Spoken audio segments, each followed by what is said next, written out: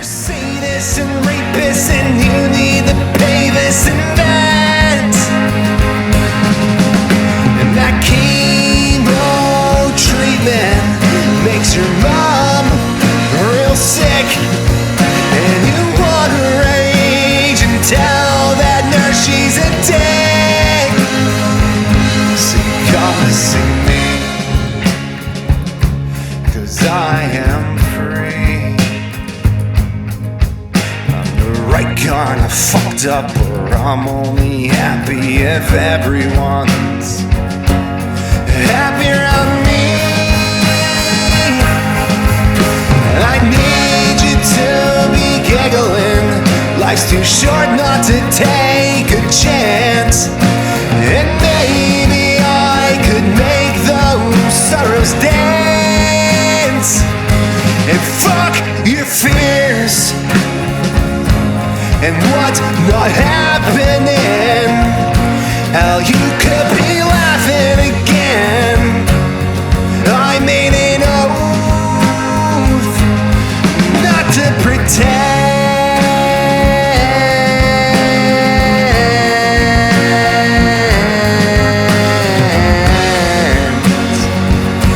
And no, not to pretend.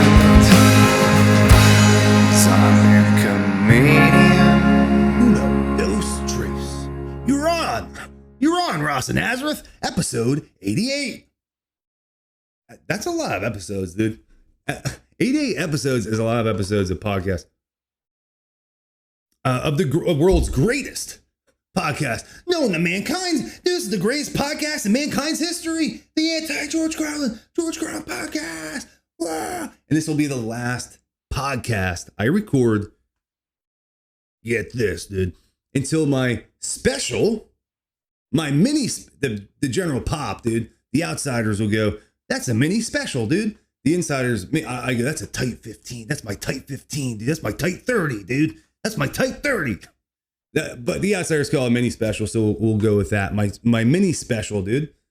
That's going to be dropped right here on this platform, dude. Ross and Nazareth, YouTube, for free.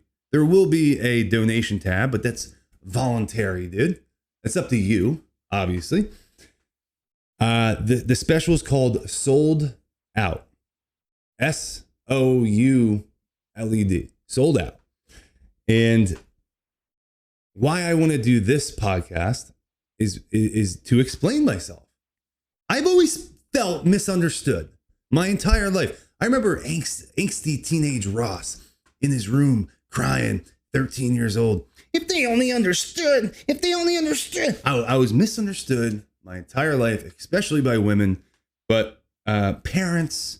The only person who I really that bypassed the misunderstanding was my older brother, Dave, who, if you're an avid listener of this podcast, passed away January 18th, 2016 of a fentanyl overdose. And it's January 16th.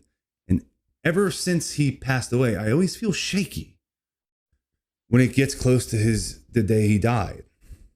And in Souled Out, this comedy spot, I really want to curate and focus. That's a part of the reason why I'm not recording any podcasts when I get to Austin, is that solely focus on this pharmaceutical bit I have and Suboxone bit. And I want to get that right because it's a really dark subject matter, dude. And I want to bring levity, because a really good comic, dude, one of the really good comics on stage, instant comfortability. Just like my brother gave me that feeling of like, it's okay now. A really good comic, when I see a really good comic, I feel instantly comfortable. That's the magic of comedy. And with the dark subject matter, man, there's a lot of pain. The fentanyl crisis is palpable, dude. It's horrible. It destroys families, man. So I want to get that right. That's part of it, dude.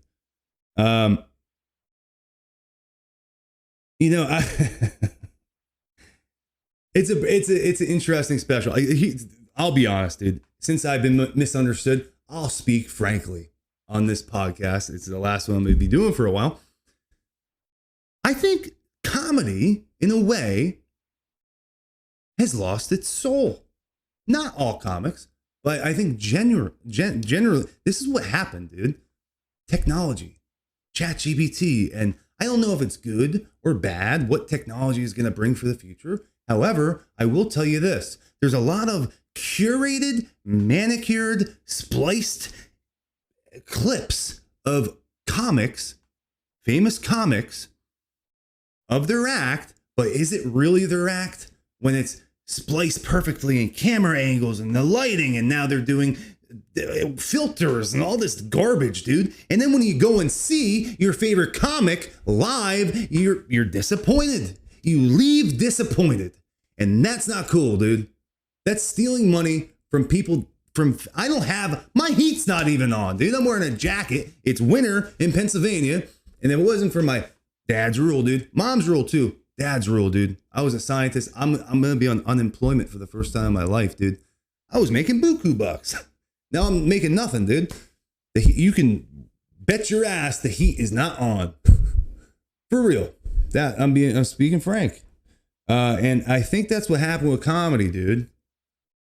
You get a lot of that curated nonsense. And from the get-go, I looked at comedy like this. I'm like, I don't really want a PR, public relations. I don't want a booking manager. I could do that myself, dude. I was a DIY punk kid. I can sure as hell put on a great show. But the thing is this, like, along the way, you lose yourself. You lose your soul, whether you want to or not. You have to get a PR, now a book. Now you're changing who you are. And what's the latest fads? What should we, what are we allowed to talk about? Can you book me here? Well, you need to talk about this, and you have to avoid these subjects. I saw that as garbage from the very beginning. I'm like, I'm not doing that, dude. And people do that. And comics do that. And next thing you know, are you really you? When you're curating and having $1 million social media company and you're famous, your Patreon, is that you, dude? Because people are disappointed and they're leaving your live comedy shows going, that wasn't the person. What I saw on my phone was different from what I just saw. I'm not sure what I just saw. It was whatever you feel about it, but it wasn't the same. It was a lie. It was a lie. And I have a monologue that I've been working on in the beginning of Sold Out, and it talks a lot about this stuff. So the clips you see, my special is way different than anything you're seeing. It's way better. I don't put the punchlines from start to finish. This special is going to be I wanted to the ibogaine. If you guys are avid listeners, when I did ibogaine, I was going through all these different trips, and you can open your eyes, close them. And one of them was, I was surfing this giant blue wave, and it was just, I couldn't even stand up, dude. I'm just surfing this giant blue wave, and that's what I want the special to be, dude. That funny from start to finish, just go, dude. And another reason why this is I'm not recording any more podcasts until Sold Out comes out on this platform for free. Come on now. I remember my first podcast, for real. It was my favorite podcast. I knew it was going to be my favorite podcast. That's so funny. It was with Kate. You can go on the Big Natural talk show on YouTube. It's funny seeing comics. I started literally the same day with Kate. It's funny seeing comics just excel way past you. She just did a podcast with Joe DeRosa. I'm not sure if I mentioned that yet, but she's selling out Creek in the Cave. Insider information, that's where Shane Gillis famously did. He recorded his special that blew him up, which was a ridiculous special, dude. That special was amazing. Still holds up. And it was like groundbreaking at the time. It was really good, dude. Inspired a lot of people. There's a lot of Shane Gillis like wannabes when I went to Austin, like doing his spiel, which is like, come on, dude. You got. I guess I don't know. When I went to Austin, I'm speaking frank, dude. there's a lot of people that acted like the guy from The Ring. My precious, this is my attention. This is my precious. I want the attention. There's all this jealousy and weird stuff. When I saw Kate, my first thought with like Joe DeRosa, for instance, was like, wow, dude, she's managing the anxiety of in the beginning of this podcast. Uno, dos, tres, you're on. Go. You're a circus freak. You're a carny. You're a freak act. Go and make us laugh. You're a freak. Go now. That's what it feels like sometimes. And she like really handled the anxieties of all that very well. She seems very grounded. And I DM'd her. I said that. It's like, I'm like impressed. And my first thought wasn't like jealousy. Like, for instance, Tim Stifler, who you guys probably know him as Timmy No Breaks. He had a couple years on us, but you know, he performed at Madison Square Garden. And my first thought wasn't, that should be me up there, dude. I should be at Madison Square Garden. Attention, I need it. It was like, my first thought for Tim was like, dude, he was at every open mic I was at. He is a grinder. Checks out. That's what I literally thought. And I also thought this, it was a throwaway character for Tim. Like, oh, it may not have been, maybe that was his life's work. For me, I look at Tim and I go, that's a throwaway, dude. He was messing around, I'm on YouTube. He was joking around on Kill Tony because he probably felt the same way as a lot of comics felt in Austin. There was division. There was like, when I was there, 90% were like, I love Kill Tony. And I was against it from the beginning. I was like, this is American Idol, but gayer, dude. I'm not going to be roasted by 3 of the best comics and do a minute, dude. Really win over an audience that way, dude. And then you mess up and then it's like your career's over. I don't know. Saboteur much, dude? It's just a bunch of saboteurs, dude, lined up in Poor Choices. That's the name of the bar. Not kidding, dude. For real, dude. The name of the bar that you go and it's a green room. It's not even a green. It's a waiting room from hell, dude. If my definition of hell would be Kill Tony, waiting in Poor Choices, and then like these Jack Navy SEALs get you and you go across, you go to the mothership. Weird way to do comedy, I'll tell you that. So my first thought with Tim though was like, dude, good for him. Checks out. Like he played Madison Square Garden, dude. And like we kind of started around this. He was always cool to me. He was always so like attention. Oh, that should be me. That was never his bag. His bag was never jealousy. Wasn't my bag. Wasn't Kate's bag for sure. Kate's super cool. And it's cool seeing comics that kind of deserve it. And there seems to be a common thread that they love comedy. And I had this new respect for comedy after the Ibogaine. For real, there's a magic. Like I was saying, my brother who passed, some of these dark, really dark subjects, the fentanyl crisis in America, dude,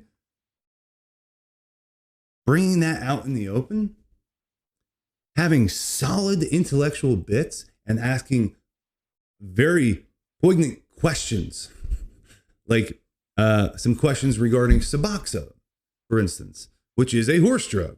And I have all these bits that I do not want to mess up. So that's for, again, the 30th time, dude, that I'm just telling you, I don't want to be misunderstood. I care about this special I'm doing.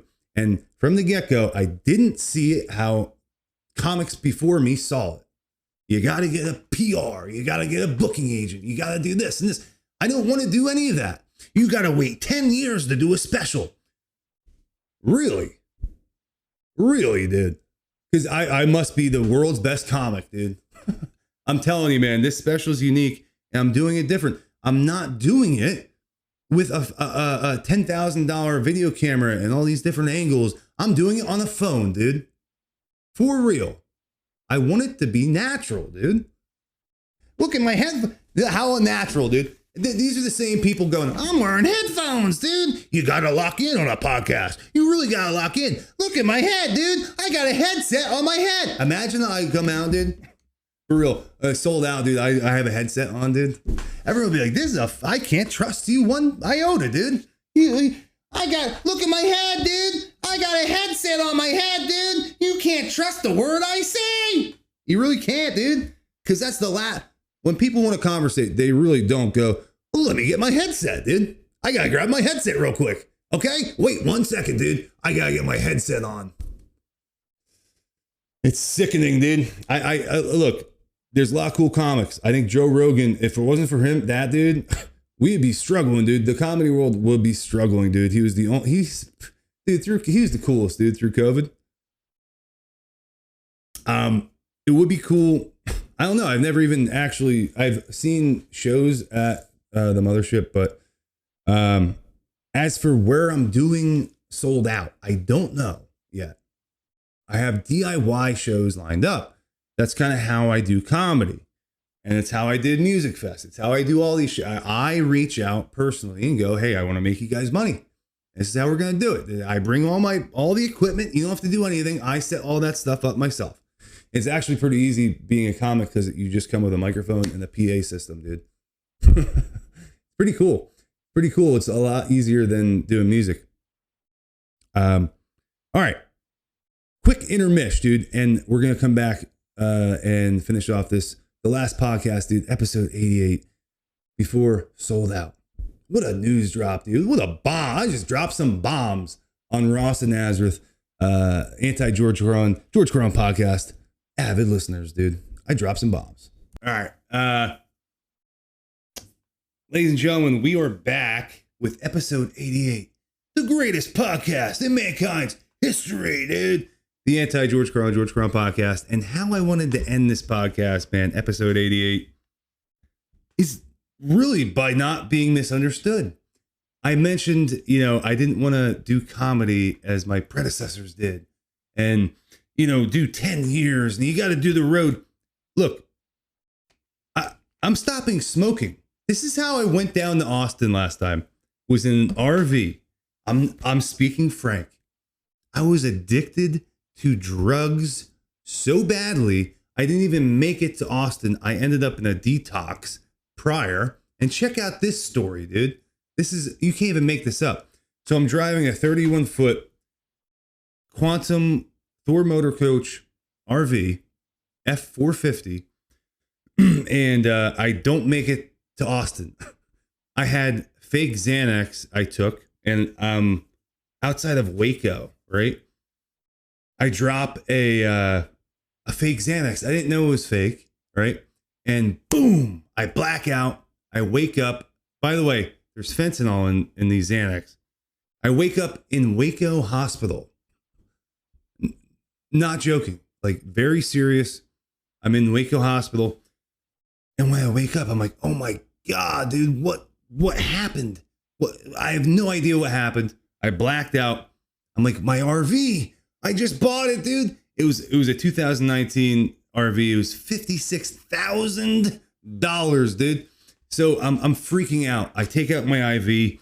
I run out, and I kid you not, my Thor Motor Coach Quantum RV was parked impeccably, like better than I could do sober, dude. Like literally, I'm like, did someone park this for me? What's going on? I open up the door. Keys are in it. I'm like, what? So I snuck out of the Waco Hospital. I'm coming down to Austin now, and I'm getting sick, as a drug addict does. And I don't think of the horrific pain and the terrified feeling of waking up in Waco Hospital, right? None of that. I see another Xanax in my cup holder of my Thor Motor Coach Quantum RV. I pop it. Boom. Blacked out again. I wake up at St. David's in Austin, Texas, right? And it's a crazy ER room, like screaming, like it's horrifying. I wake up and I'm feeling dope sick again. A doctor comes in this time. I don't have the ability to sneak out of St. David's emergency room. And the doctor goes, all right, so what's going on? We checked your ID. You stole he thinks I stole my wallet, right? And I go, no, my name is Ross, so-and-so. I give him my first and last name. And he goes, cut. So I'm on YouTube. He goes, cut the BS. Cut the BS. I go, what do you mean? He's like, what is your name? I'm like, my name? I told you. My name's Ross. He goes, dude, this is how I can't make this stuff up. Truth is funnier than fiction sometimes. He goes, Ross, so-and-so, is at Waco Hospital. Apparently, I'm still at Waco Hospital. I'm at St. David's emergency room, right? And he goes, that you're not this person because this person is literally a patient in Waco emergency room. I'm still in Waco, apparently. I never checked out. I never checked out between Waco, blacking out, and waking up in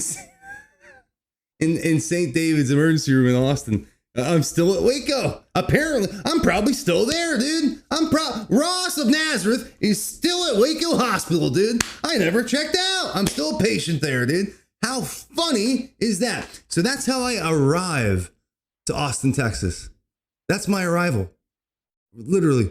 And it's my first time doing stand-up. I go to the Sunset Brian Redband's comedy club, which is cool as heck, dude.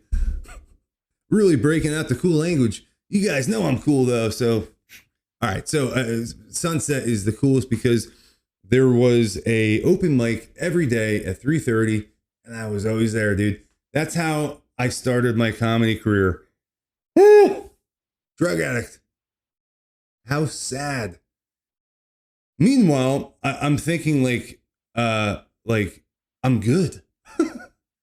I'm bombing every night. I have no routine. I don't even know how to do comedy. Right. And I'm all whacked out. Every night I'm drinking heavily, dude. Every night I couldn't get on stage without drinking. I was shaking with the microphone. And where I really strayed from, what normal people do. Normal people like stay in a geographical location. I'm like, I have this RV, this whole road thing. What's going on with that? So I mapped out. This is where crazy and genius are kind of sometimes similar, dude. Elon Musk. That's a good example. The guy's insane, but he's also a genius. So I have this store, Quantum RV, motor coach, F450, Godzilla engine. And I go, I can do the road kind of. I can map out every major open mic throughout the continental United States. Along with doing DIY shows, I'll reach out and use my YouTube platform as some sort of, I am who I say I am. I'm really a comic. Meanwhile, I have no material whatsoever. I have a guitar. I can play some funny songs. That's about it, dude. So I go throughout the country to all these open mics, and I'm making my way back to Pennsylvania now. I like completely avoid Austin on my way back. I'm like, I was drinking I drank myself to sleep almost every night. If not, I was taking pills, Xanax, Suboxone. I was really in a bad way. I went to a methadone clinic on South Lamar in Austin. Not to mention, I owe the hospital money. How funny is that? I come out of St. David's, by the way. RV's impeccably parked. I couldn't even do it sober, dude. It was really parked well. No, those RVs are hard to park, dude. You're like, oh, it's like the Austin Powers where he jams his golf cart like horizontal, and you can't. I've gotten into situations like that with the RV. Thank God I didn't kill anyone. I'm frankly talking now because I'm past this, but man, it was rough. It was a rough beginning for me. And it was a rougher open mic tour, dude. And I don't have an older comic to kind of be like, dude, no, this is how you do it. And, whatever. Someone to bounce stuff off of. I was doing this solo, dude. I was the lone wolf. The thing I have disdain for. I have become a lone wolf comic. And it wasn't until Tampa, Florida, where I woke up a little bit and God, I forget his name. Jacob Englander. You can look him up. He befriended me and he went out of his way to be really nice to me. And I'll never forget him. Remy in Austin. Another guy, Kate, obviously, she's the best. Trying to think, there was some people that tried being friends with me. Mario and Callum Ream. Sorry, I'm blanking on Mario's last name. They're both funny comics. They tried being. I was impossible, dude. I was literally impossible. So coming back down to Austin this time, the reason I mention these stories is I have all this experience under my back. Like I have real experience, dude. And bombing at all these open mics, you gain a lot of experience being on the road. I did the road without doing the road. Again, I don't have to do it the same way these comics before me did it. I don't need the booking agent, the PR. I don't have to perfectly curate these manicured clips to lie to the audience. So when they come and see me live, they ain't going to get the same thing. That's BS, dude. I don't like that. So that's why I'm sold out is totally different. You know, you only get one shot at doing these specials. And I really thought about this, dude. I really did, because in the future, I can always use the technology and the perfect camera angles and lie to the audience. And I don't want to do that, dude, especially my first one. And I've done comedy so weird, you know, they still think I'm in Waco. Probably. They still think I'm in Waco. It was too funny, dude. The doctor was pissed, dude. He's like, he really didn't think, he thought I stole, because too funny, dude. This is true. Every license I get, I hate the DMV, among other things with the government. But I always do a crazy picture, and I don't want to show my personal information. This one, I got a bowl cut, or like a fryer haircut, and I wear a hat into the DMV. So at the last second, I take off the hat, and I have the crazy hair, and oh my god, dude! All right, that's this one, dude, and the other pictures I have are so funny, dude. I was doing this since I got my license at 16. I always do a ridiculous photo, dude. My passport one was crazy, dude. I lost my passport, but where was I going, dude? It's too funny, dude. Every ID, I used to do that. I still do it. I'm crazy, dude. I'm 32 years old. I'm a child. My dad paid my rent, dude. I'm wearing this. It's cold in here, dude. It's really cold. But I have faith. I put in the work for this special, man. It's really good. It's really good. And it's unique. Dude, I am so excited for people to see it. Because it is nonstop laughs, dude. It's nonstop. It's how I want a comedy special to be, dude. And there's no BS. There's no laugh track. There's no different camera angles. By the way, I have the best intro music. I can use my own. No copyrights, dude. I don't have to pay 30 grand to put Rolling Stones, dude. I can use my own. That's a benefit, dude, of being funny. You can write your own comedy music. I don't know why comics don't do that. Guess they don't got it going on like that, dude. Parking there, going to emergency rooms, being an insane drug addict. Not a good look. So I'm going to Austin now, and I have to make amends with pretty much every comic I have ever ran into that I was drunk, or, I wasn't that bad. I did have a reputation for defending women, because I had a girlfriend at the time, and women comics, dude, get messed with. Like, for real. Thank God I was somewhat respectable in that sense. Like, women felt comfortable around me because they knew I had a girlfriend, and also there were some crazy homeless guys, some big dude like that. This is a real problem. This dude's like 6'7", homeless. He's treating his dog like crap, apparently. And another cool comic, Jess, she was a bartender at Brian Red. Underneath, there was this chicken place. I used to always talk to her. She was so cool. So anyways, there's a lot of good memories I had, like, starting out in Austin. And there's embarrassing ones. And I did that. And part of becoming a man too is owning all this stuff. Like, yeah, I did send crazy DMs to comics. I did do that, dude. I think it's kind of funny now because I'm not that same person, dude. And anyone that tries to hold you to a past version of yourself is weird, dude. Those people are weird because you're not present. Like right now, you're listening to episode 88. I'm sitting here. I'm already trying to pack up and get my sound equipment and everything in my truck, this tiny little Ranger, and I'm not present fully. I'll be honest, as we're being frank, dude. We're both being frank right now. So yeah, people do some weird stuff, and thank God comics, the good ones, make you feel comfortable. So I know at least a handful of comics when I get to Austin will go, I get it, dude. You were a mess. And now I have it like that. So some of the places I hopefully can bring comics that were really nice to me. This guy Remy, Joe, all these comics I have in mind, I get to bring on. They go, hey, come to this. I can book you now. You can come to this show. You know, you guys help me out, and I'm going to try and help you out. And I think that's how it's supposed to be. All right.